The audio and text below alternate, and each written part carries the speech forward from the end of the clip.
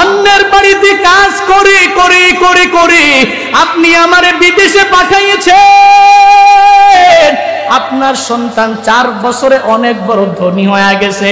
এক প্রবাসী আল্লাহর বান্দা একদিন টেলিফোন করে, রাত বাজে প্রায় 12টা, সৌদি আরবে থাকে। টেলিফোন করে বলে, হুজুর একটু আগে আপনার মায়ের একটা বয়ান শুনলাম। মা বাবার বয়ান শোনার পরে এবার মনে করলাম আমার কিছু দুঃখের কথা আপনার কাছে শেয়ার করব। প্রবাসী আল্লাহর বান্দা গভীর রাতে আমারে টেলিফোন কইরা কইরা বলতে লাগলো, হুজুর আমার মা বাবার বয়ান শোনার পরে আমি ভাবলাম আপনার কাছে আমি একটু শেয়ার করি। হুজুর 4 বছর পর্যন্ত আমি আমার বাংলাদেশে আমার মায়ের কাছে যেতে পারলাম না। 4 বছর পর্যন্ত আমি আমার বাবার কাছে যেতে পারলাম না। প্রবাসের মধ্যে থাকলাম, 4 বছর পর্যন্ত আমি প্রবাসে বাংলাদেশে আসতে পারি নাই। হঠাৎ চিন্তা করলাম এবার ছুটিতে একটু বাড়িতে যাওয়া লাগবে। এবার আমি আমার স্ত্রীর জন্য তো কিছু নেওয়া লাগবে, আমি আমার ছেলের জন্য তো কিছু নেওয়া লাগবে, আমি আমার মায়ের জন্য তো কিছু নেওয়া লাগবে, আমি আমার বাবার জন্য তো কিছু নেওয়া লাগবে। আমি স্ত্রীকে বললাম, স্ত্রী বলো না তোমার কি লাগবে আমায় বলো। স্ত্রী আমায় বিশাল একটা লিস্ট দিয়া দিল, এটা আনবা ওইটা আনবা ওইটা আনবা, বাংলাদেশে এটা ভালো না, সৌদি আরবে এটা ভালো, তোমার আনাই লাগবে, আনতেই হবে। হোয়াটসঅ্যাপের মধ্যে বিশাল একটা লিস্ট আমার বউ আমার জন্য পাঠায়া দিল। আমি আমার স্ত্রীকে বললাম, স্ত্রী তুমি আমার ছেলের হাতে মোবাইলটা দাও। ছেলের হাতে যখন মোবাইলটা দিয়া দিল, আমি আমার ছেলেকে জিজ্ঞাসা করলাম, হে ছেলে তোমার কি লাগবে তুমি আমায় একটু বলো না, যা বলবা আমি বাবা মায়া করে তোমার জন্য সব নিয়ে আসব। ছেলেটাও সব একটা বড় লিস্ট আমার জন্য হোয়াটসঅ্যাপের মধ্যে পাঠায়া দিল। আমি আমার ছেলেকে বললাম, এরে ছেলে আমার বাবার কাছে তোর দাদার কাছে তুই মোবাইলটা নিয়ে যাও। দাদার কাছে যখন তার দাদার কাছে মোবাইলটা নিয়ে গেল, আমি আমার আব্বাকে আমি ডাইকা বললাম, বাবা আপনার জন্য কি লাগবে আপনি আমার একটু বলেন। আপনার সন্তান 4 বছর আগেও ছিল অনেক গরিব, অন্যের বাড়িতে কাজ করে করে করে করে আপনি আমারে বিদেশে পাঠাইয়েছেন। আপনার সন্তান 4 বছরে অনেক বড় ধনী হয়ে গেছে। ও বাবা বলেন বলেন আপনার কি লাগবে, আমি আপনার জন্য সব কিছু সুন্দরভাবে এনে দিব। বাবা বলেন, সন্তান লাগবে না আমার জন্য কিছু লাগবে না। 4 বছর পর্যন্ত আমি তোর চেহারাটা দেখলাম না, আমার পুত্রবধূর জন্য আনো, তোর মার জন্য আনো, আর আমার নাতির জন্য আনো। আমি বাবার কোনো কিছু লাগবে না, তুই শুধু আমার সামনে তুই আয়। এবার ওই প্রবাসী আল্লাহর বান্দা মনে হয় চোখের পানি টল টল টল টল করতেছে, আর বলে, হুজুর এবার আমি আমার বাবাকে বললাম, বাবা আমার মায়ের হাতের মধ্যে একটু মোবাইলটা দিয়া দেন। মায়ের হাতে যখন মোবাইলটা দিয়া দিল, আমি আমার মাকে শুধুমাত্র একবার বললাম, 4 বছর পর্যন্ত মা তোমার চেহারাটা কেমন আমি দেখি নাই, ভিডিও কলের মাধ্যমে যাই দেখি, কিন্তু সরাসরি তোমার চেহারা আমি 4 বছর দেখতে পেলাম না। মা আমি টিকিটও করে ফেলেছি, আগামী মাসের অমুক তারিখে আমি তোমার কাছে চলে আসব, তোমার সন্তান তোমার ঘরের মধ্যে ফিরে আসবে। ও মা তোমার দোয়ার বরকতে তোমার সন্তান আজ অনেক বড় ধনী, অনেক বড় টাকাওয়ালা, টাকার কোনো অভাব নাই, বাড়ির গাড়ির কোনো অভাব নাই। মা তুমি আমায় বলো না কি লাগবে, তুমি যা বলবা সব আমি তোমার জন্য এনে দিব। মা ডাক দিয়া বলে, সন্তান 4 বছর পর্যন্ত আমি তোর চেহারাটা এখনো পর্যন্ত দেখি নাই। কত রাত আমি মা ঠিক মতন ঘুমাইতে পারি নাই, রাত 12টা 1টা 2টা বাজে আমি মা চমকায় তোর জন্য উঠে গেলাম। চমকিয়ে উঠি মনে হয় যেন তোর কথা আমার পূর্ণাঙ্গ ভাবে মনে পড়ে যায়। এভাবে কতদিন আমি মা ঠিক মতন খাবারও সকালবেলা দুপুরে রাতে খেতে পারি নাই। তুই যে আমার মালিক, আমার কুলে আসবি, তুই আমার কুলে আসলে আমি তোরে পূর্ণাঙ্গ জড়ায়া ধরব, আর আমি মার কোনো কিছু লাগবে না। তুই তোর বউয়ের জন্য আন, তোর ছেলের জন্য আন, তোর বাবার জন্য আন। আমার সামনে যখন আইসা তুই আমার বুকের মানিক যখন একটা হাসি দিবি, আমি মায়ের কাছে তোর ওই হাসি হবে আমার জীবনের সবচেয়ে বড় পাওয়া। ওই প্রবাসী আল্লাহর বান্দা বলে, হুজুর আমি তখন পূর্ণাঙ্গ পরীক্ষা করে নিলাম, হুজুর আমার বউটা তো আমার এই কথা বলে নাই, আমার ছেলেটাও আমার এই কথা বলে নাই, আমার মা আমাকে যেই পরিমাণ সুন্দর জবাব দিয়েছে, আমার বাবা যেই পরিমাণ সুন্দর জবাব আমাকে দিয়েছে, এরে মুরাদনগরের মানুষ কি বুঝাইতে চাইলাম জানো জানো জানো? নিজে একটা সুন্দরী রমণী পাইয়া আজকে তুই মারে ভুলে যাও রে যুবক। নিজে একটা সুন্দর রমণী পাইয়া, সুন্দরী আর সন্তানাদি পাইয়া ওই বাবারে ভুলে যাও। ঢাকার শহরের বড় বড় বড় বড় বিল্ডিং এ তুমি ঘুমাও, ওই মায়ের খবর নিলা না, ওই বাবার খবর নিলা না। শ্বশুরে নিয়া, শাশুড়িরে নিয়া, শালিদেরকে নিয়া শ্বশুর বাড়ির আত্মীয় স্বজনদের নিয়া কত সুন্দর করে করে করে করে তুমি চলাফেরা করলা, নিজের মায়ের খবর নাই, নিজের বাবার খবর নাই। আমিও তো বলি তোমার মতো যুবক দুনিয়াতে বেঁচে থেকেও কোনো লাভ নাই। যেই যুবক এত বড় নিমক হারাম, যেই মা এত কষ্ট করে লালন পালন করলেন মায়ের খবর নিলা না, যেই বাবা এত কষ্ট করে করে লালন পালন করলেন খবর নিলা না। আমিও তো বলি এই যেই যুবকরা মায়ের খবর নেয় না, বাবার খবর নেয় না, শ্বশুর শাশুড়ির খবর নিতেও ভুলে না, এদের মতো নিমক হারাম দুনিয়াতে কেউ হতে পারে না।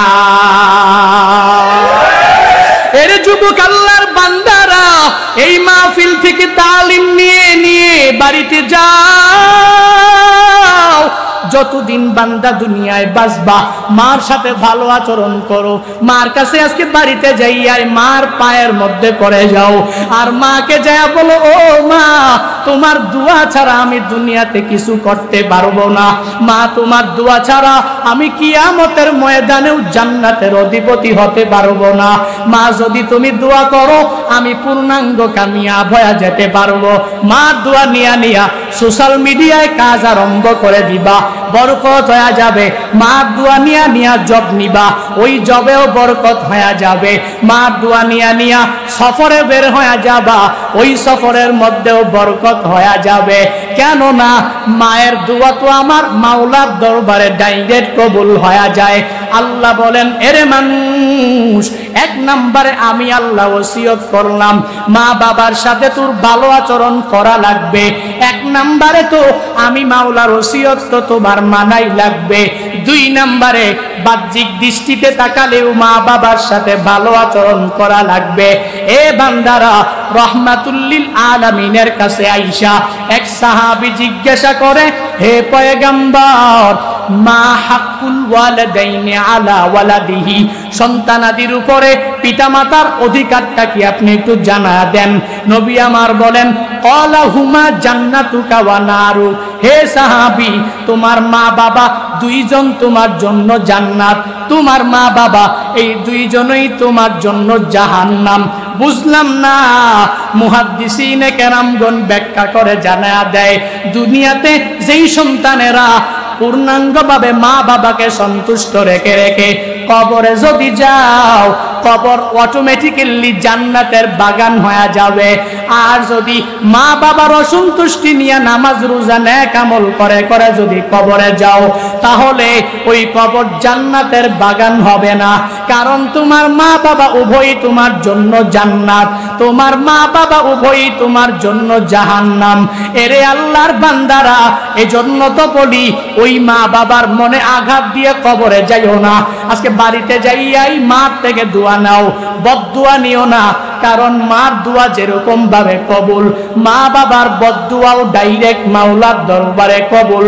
রহমাতুল্লিল আলামিন বলেন, সালাসু দাওয়াতিন মুস্তাজাবাত লা শাক্কা ফিহি, দাওয়াতুল মাজলুম ওয়া দাওয়াতুল মুসাফির ওয়া দাওয়াতুল ওয়ালিদাইন লিওয়ালাদিহি।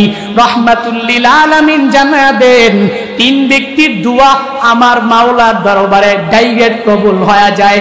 কয় ব্যক্তির দোয়া? জোরে বলেন।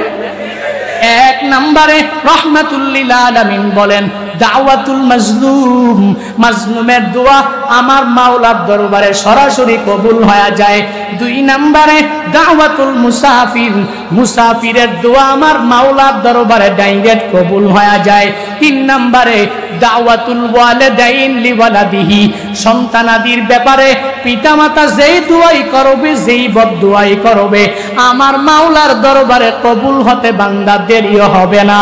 এজন্য তো অনেক আল্লাহর বান্দা এখানে আসো যাদের মা দুনিয়ায় নাই, বাবা দুনিয়ায় নাই, কেউ আসো মাও নাই, বাবাও দুনিয়ায় নাই।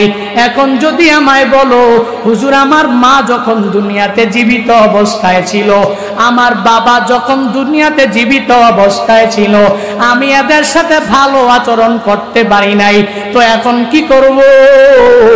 আমার তো মাও নাই, বাবাও নাই, দুইজনেই কবরস্থ হয়ে গেল। এক সাহাবী নবীর কাছে যাইয়া সেম টু সেম যখন প্রশ্ন করে দিল, যায়া বলো পয়গম্বর আপনি যে মার ব্যাপারে বাবার ব্যাপারে কত সুন্দর বয়ান করলেন, আমার মা নাই, আমার বাবাটাও দুনিয়াতে বেঁচে নাই, আমি আমার মৃত মা বাবাকে কেমনে সন্তুষ্ট করব? নবী আমার বলেন তিনটা তুমি আমল যদি ঠিক মতন করতে পারো তাহলে মৃত মা বাবাও তোমার প্রতি সন্তুষ্ট হয়ে যাবে। হে যুবকেরা যারা মা হারিয়েছো এই বয়ান তোমাদের জন্য। হে বান্দারা যারা বাবা হারিয়েছো এই বয়ান তোমাদের জন্য, শুনে নাও। যাদের মা নাই বাবা নাই এদের জন্য নবী বয়ান করেন, যদি মনে করো মা বাবাকে সন্তুষ্ট করে করে তুমি কবর দিতে পারো নাই, মা বাবাকে সন্তুষ্ট করে করে বিদায় দিতে পারলা না, রাহমাতুল লিল আলামিন জানায়া দেয় তিনটা কাজ যদি করতে পারো মা বাবা কবরস্থ হওয়ার পরেও তোমার জন্য সন্তুষ্ট হয়ে যাবে। এক নম্বরে হে সন্তানেরা নবী আমার জানায়া দেয় নিজে পূর্ণাঙ্গ ভাবে নেক আমলওয়ালা হয়ে যাও, নিজে নামাজি হয়ে যাও, নিজে রোজাদার হয়ে যাও, নিজে নেক আমলওয়ালা পূর্ণাঙ্গ হয়ে যাও। কবরস্থানে শায়িত মা বাবা তোমার প্রতি পূর্ণাঙ্গ সন্তুষ্ট হয়ে যাবে। এক নাম্বার। দুই নাম্বার হলো বান্দা যেই কাজ করা লাগবে, আমি জুনায়েদ আল হাবিবের বানানো কোনো কথা বলি না। নবীকে সাহাবী জিজ্ঞাসা করেন, নবী ওয়ে দেখায়া দেয়, নবী পথ দেখায়া দেয়। দুই নম্বরে নবী বলেন এ সাহাবী তোমার তো মাও নাই বাবাও নাই, তাহলে দুই নম্বরে যেই কাজটা তোমার করা লাগবে, তুমি পূর্ণাঙ্গভাবে মা বাবারা দুনিয়াতে বেঁচে আছেন এদের হক ঠিক মতন তুমি আদায় করে দাও। কি বুঝাইতে চাইলাম জানুরে মানুষ, এর বান্দা মা বাবার সাথে অন্যায় আচরণ করা যাবে না, কারণ মা বাবা এই দুনিয়াতে সবচেয়ে বড় বড় নেয়ামত তোমার। এই বাবার মতো মার মতো আপন দুনিয়াতে আর কেউ হতে পারে না।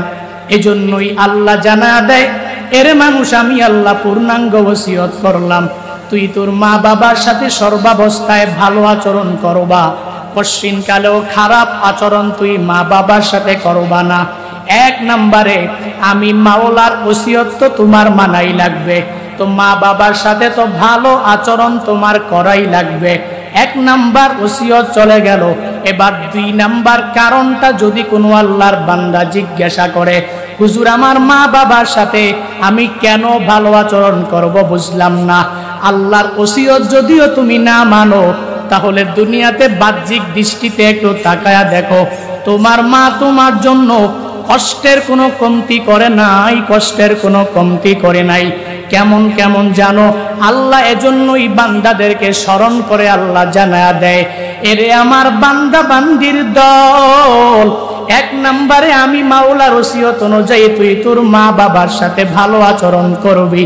দুই নম্বরে তোর মা তোর জন্য যেই পরিমাণ কষ্ট করেছে তুই জানো না, একটু বাড়িতে যাইয়া বালিশের সঙ্গে যখন মাথাটা লাগা দিবা তখন এই পূর্ণাঙ্গ চিন্তা করো তোমার মা তোমার জন্য কি পরিমাণ কষ্ট করেছে, কি পরিমাণ কষ্ট করেছে। এরে বান্দা তোর তো জানা নাই মা তোকে গর্ভের মধ্যে ধারণ করেছে কষ্টের পর কষ্ট করিয়া। আল্লাহ স্মরণ করে জানায়া দেয় হামালাতহু উম্মুহু ওয়াহনান আলা ওয়াহান। আল্লাহ বলেন রে সন্তানাদির দল, তোর মা তোরে কি পরিমাণ কষ্ট করে গর্ভের মধ্যে ধারণ করলো। এই একটা বুঝা নিয়া নিয়া মা কত কষ্ট করে করে এক ঘর থেকে আরেক ঘরে মা যেতে পারে নাই, এক জায়গা থেকে আরেক জায়গায় মা ঘোরার জন্য যেতে পারে নাই, এক জায়গা থেকে আরেকটা বাড়িতে মা বেড়াইবার জন্য যেতে পারে নাই। কারণ কি জানো? প্রেগনেন্ট অবস্থায় এক জায়গা থেকে আরেক জায়গায় গেলে লজ্জা পাবে। এই জন্য মা দুনিয়ার যত আরাম আয়েশ সব কিছু তোমার জন্য ত্যাগ করে দিল।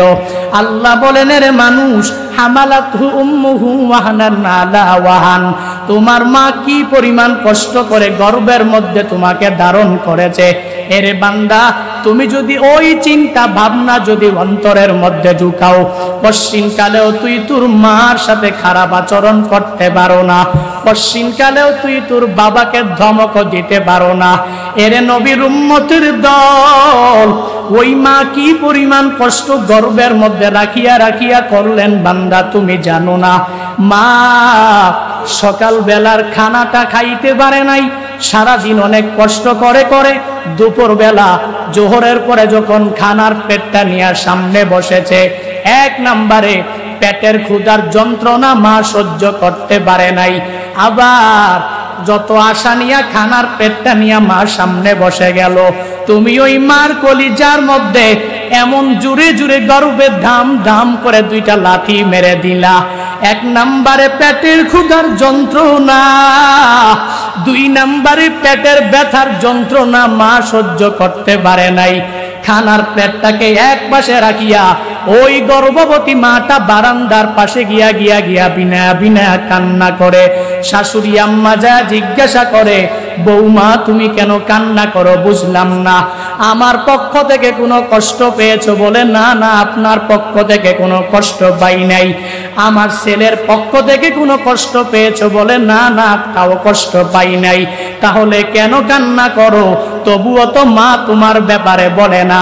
আমার সন্তান গর্ভের মধ্যে আমাকে জুড়ে জুড়ে দাম দাম করে লাথি মেরে দিয়েছে, এর বান্দা তবুও বলে না।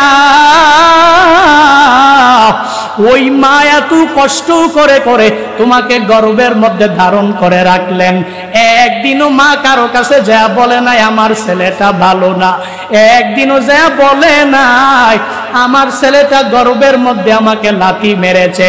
তখন শাশুড়ি আম্মা যাইকা বলে, তুমি যেই পথের এখন যাত্রী, আমিও এক সময় একই পথের যাত্রী ছিলাম। তাকায়া দেখ, যেই ছেলের কারণে তুই আমার ঘরের মধ্যে পুত্রবধূ হয়ে আসতে পেরেছ, ওই ছেলেটাকে আমি মা গর্ভের মধ্যে রেখে রেখে রেখে রেখে আমি মা একদিন বড় করেছিলাম। আমি জানি এই গর্ভের মধ্যে রাখা কত বড় গুরুত্বপূর্ণ কাজ। হে বৌমা চলো খানার পেটের মধ্যে বসে যাও। তবুও তো মা যাইতে চাইল না, সন্তানের কথা কারো কাছে বলতেও চাইল না। এরে মুরাদনগরের মানুষ, কি বুঝাইতে চাইলাম জানো জানো জানো? এই কথাগুলোর মাধ্যমে তোমাদের অন্তরে ঢুকাইয়া দিলাম ওই মা কি পরিমাণ কষ্ট করেছে। একটু যদি তুই চিন্তা ভাবনা যদি করে নাও, তাহলে পশ্চিমকালে ওই মার সাথে দুর্ব্যবহার করতে পারো না। কারণ আল্লাহই তো তোমারে পূর্ণাঙ্গ স্মরণ করায়া দেয়। এরে আমার বান্দারা, এক নম্বরে আমি মাওলার ওসিয়ত অনুযায়ী মা বাবার সাথে ভালো আচরণ করা লাগবে। দুই নম্বরে তুই যদি বাহ্যিক দৃষ্টিতে মা বাবার দিকে তাকাও, তোমার মা তোমার জন্য যেই পরিমাণ কষ্ট করেছে অন্য কেউ করে নাই। তোমার বাবা যেই পরিমাণ কষ্ট তোমার জন্য করেছে অন্য কেউ করে নাই। তাহলে ওই মা বাবার সাথে কেন তুমি খারাপ আচরণ করবা? এরে আল্লাহর বান্দারা, শুধুমাত্র মা গর্ভের মধ্যে ধারণ করি পরিসমাপ্তি ঘটাইল না। আল্লাহ বলেন, এরে মানুষ, দুনিয়াতে আসার পরে তোমার মা ওয়াফিসালুহু ফি আমাইন, দুনিয়াতে আসার পরে 2টি বছর মা তোমাকে দুগ্ধ পান করিয়েছে। কত কষ্ট করে করে মা তোমারে দুধ পান করিয়েছে, তুই কেমনে ওই মারে ভুলে যাও? আল্লাহ বলেন, ইনসান এক নম্বরে আমি মাওলার ওসিয়ত অনুযায়ী মা বাবার খেদমত তোমার করাই লাগবে। দুই নম্বরে মা বাবার খেদমত তুই করবি, বাহ্যিক দৃষ্টিতে তাকালেই তো করা লাগবে, মানবিক দৃষ্টিতে তাকালেই মা বাবার সাথে পূর্ণাঙ্গ ভালো আচরণ করা লাগবে। যেই মা এত কষ্ট করে করে করে করে লালন পালন করে করলেন, যেই বাবার মায়ের মাধ্যমে দুনিয়াতে আসলাম, আজকে একটা সুন্দরী রমণী পাইয়া ওই মারে তুমি ভুলে যেতে দেরি করো নাই। আজকে একটা সুন্দরী রমণী পাইয়া ওই বাবারে তুই ভুলে যেতে একটুও দ্বিধা করলি না। ঢাকার শহরে বাড়ি গাড়ির কোনো অভাব নাই, কিন্তু মা থাকে বাড়ি, বাবাও থাকে বাড়ি। একবারও বলে না মা তুমি আমার বাসায় থাকবা, একবারও বলে না বাবা তুমি আমার গুলশানের ফ্ল্যাটের মধ্যে থাকবা। কেন বলে না?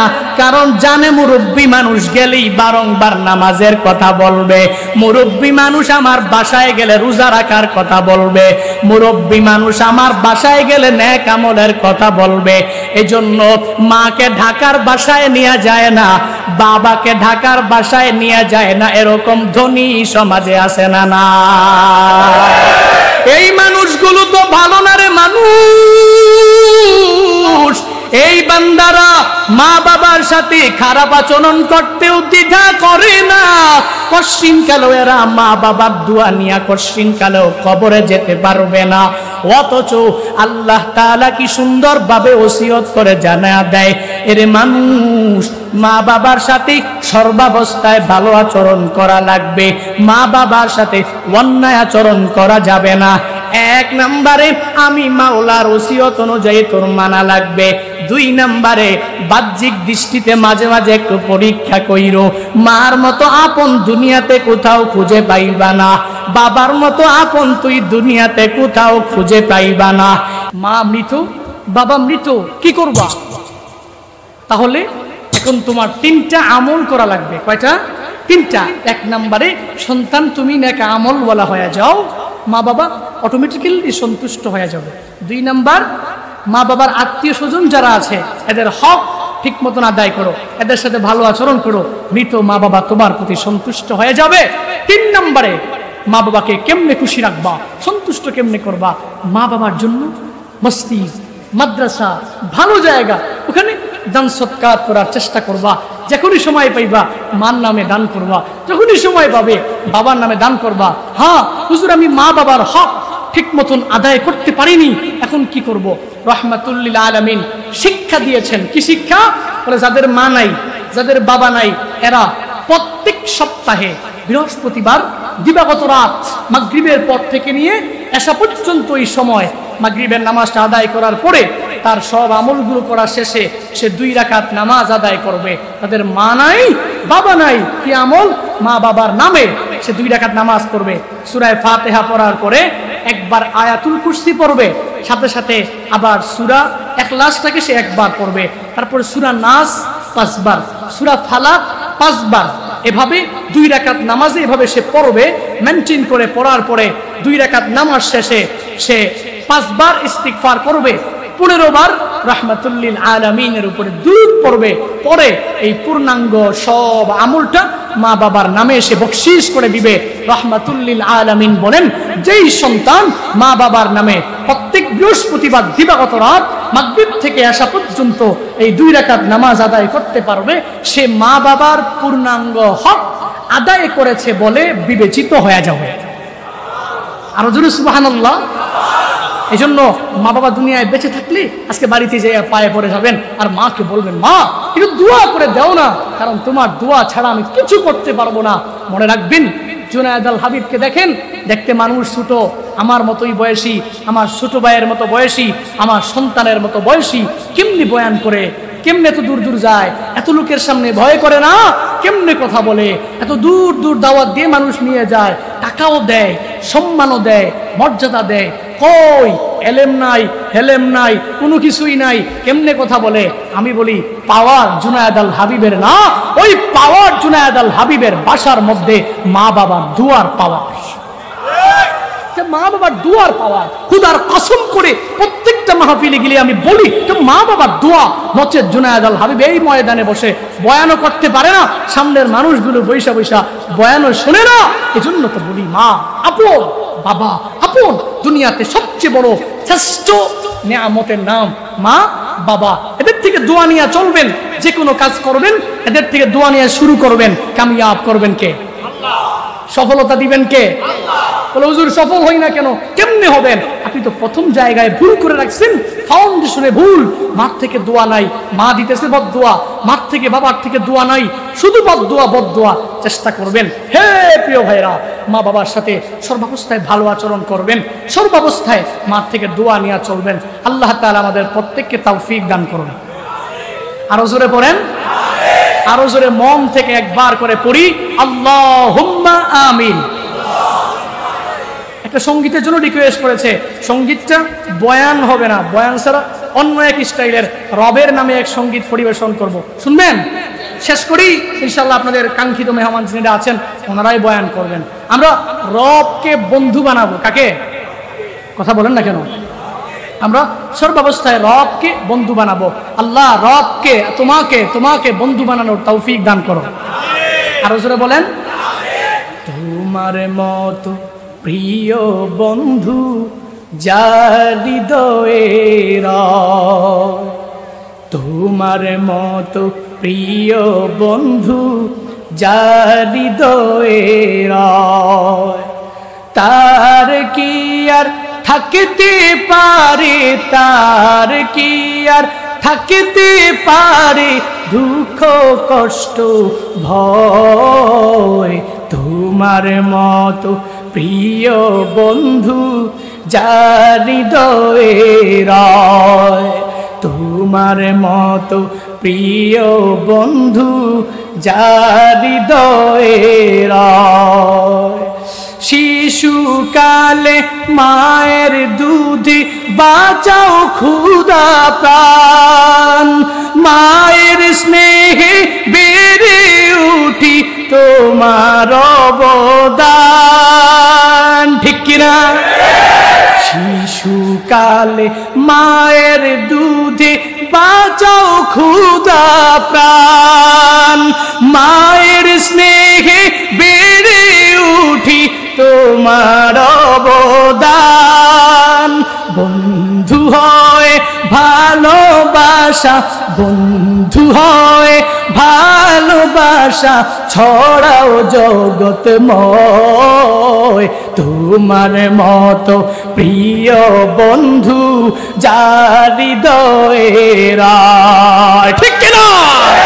তোমার মতো প্রিয় বন্ধু যার হৃদয়ে রয়, তার কি আর থাকতে পারে, তার কি আর থাকতে পারে দুঃখ কষ্ট ভয়, তোমার মতো প্রিয় বন্ধু যার হৃদয়ে রয়, তোমার মতো প্রিয় বন্ধু যার হৃদয়ে রয়, রবের মতো প্রিয় বন্ধু যার হৃদয়ে রয়।